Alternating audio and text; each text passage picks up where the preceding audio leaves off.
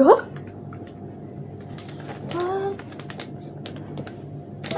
Ya, kejap. Macam mana pula bila elektrik kat rumah ni naik?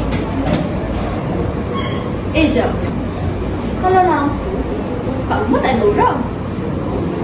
So, kunci yang kedua mestilah penggunaan kod yang berlebihan.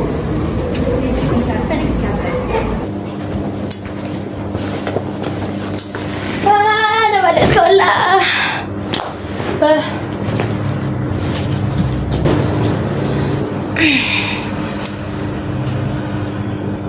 Tadi kat sekolah aku dah tahu alasan macam mana bil elektrik boleh naik.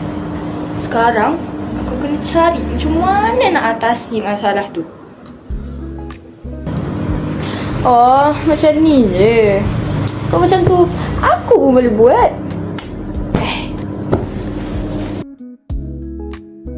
Langkah yang pertama, setiap balik sekolah, aku akan pastikan penyaman udara dalam keadaan suhu yang normal. Yang kedua, setiap kali aku nak keluar rumah, aku akan pastikan penyaman udara sentiasa ditutup. Yang ketiga, semestinya menasihati keluarga supaya tidak menggunakan penyaman udara secara berlebih-lebihan.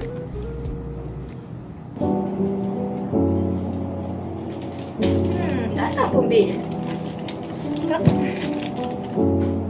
Kan dapat turun macam ni. Hidup pun tenang. Perubahan kecil memberi impak yang besar kepada kehidupan. Oleh itu, mulakan dari sekarang.